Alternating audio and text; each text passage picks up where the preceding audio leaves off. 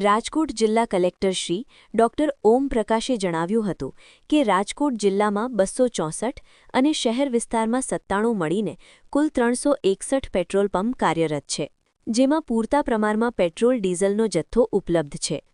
તેલ કંપનીઓ દ્વારા પણ પુરવઠો નિયમિત રીતે પૂરો પાડવામાં આવી રહ્યો છે.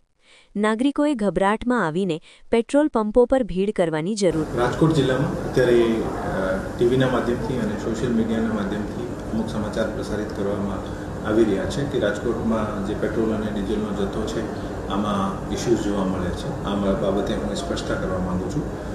રાજકોટ જિલ્લામાં આ પ્રકારની કોઈ પણ પરિસ્થિતિ જે છે એવી નથી. આપણી પાસે તમામ જથ્થો અવેલેબલ છે અને એક જે માહિતી પ્રસાર કરવામાં આવી રહી છે કે અમુક પેટ્રોલ પંપ જે છે ડ્રાય થઈ ગયા છે, ખરેખર એવી સ્થિતિ નથી. અને જે પેટ્રોલ પંપમાં ઇસ્યુ થયા છે આની પણ હું એની સ્પષ્ટતા કરવા માંગુ છું, જેથી બધાને ક્લેરિટી આવે કે આપણે પેનિક થવાની જરૂર નથી. આપણી પાસે એનફ જથ્થો અવેલેબલ છે અને જે પણ આપણા domestic vehicles, light commercial, heavy commercial જે પણ વ્હીકલ્સ હશે આને માટે પૂરતો જથ્થો ઉપલબ્ધ છે. રાજકોટ જિલ્લામાં કુલ 361 પેટ્રોલ પંપ આવે છે અને આમાં HPCLના શહેરમાં 17 અને તાલુકા લેવલે 70 કુલ 87 પેટ્રોલ પંપ છે અને તમામ શરૂમાં છે. ગઈકાલે RMCના રેયા ખાતે જે પેટ્રોલ પંપ બંધ થયો છે આમાં RMC દ્વારા રોડનું ડિગિંગનું કામ ચાલતું હતું, આને કારણે બંધ કરવામાં આવ્યું છે. આ ડ્રાય નથી થયું. BPCLના કુલ 22 અને સિટીમાં 22 અને તાલુકા લેવલે 60 પેટ્રોલ પંપ આવે છે. તમામમાં પૂરતો જથ્થો અવેલેબલ છે અને તમામ પેટ્રોલ પંપ ચાલુ છે.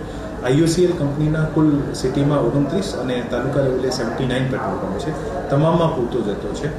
જે કે પેટ્રોલ પંપ આટકોટ ખાતે જે ગઈકાલે ઇસ્યુ થયો છે અને બેંક ખાતાની ભૂલના કારણે, ટ્રાન્ઝેક્શન્સના ઇસ્યુઝના કારણે એજન્સી અને પેટ્રોલ પંપના વચ્ચે પેમેન્ટના ઇસ્યુના કારણે થોડી વખત ઇસ્યુ રહ્યો છે.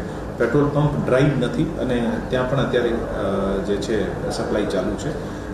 જીઓ, BP, રિલાયન્સના કુલ 17 પેટ્રોલ પંપ છે. તમામમાં પુરવઠો ચાલુ છે.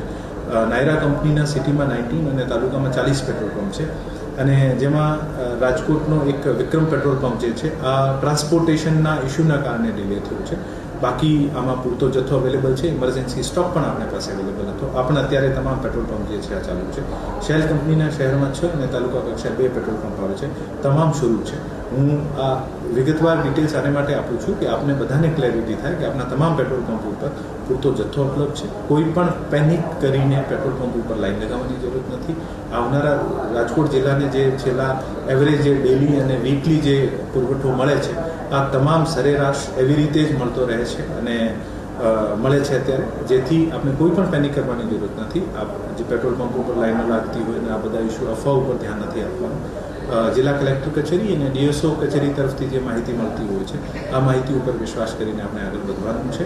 મારી આપ તમામને ફરીથી વિનંતી છે કે એવી કોઈ પેનિક કરવાની જરૂરત નથી અને પેટ્રોલ પંપ ઉપર લાઈનો લગાવવાની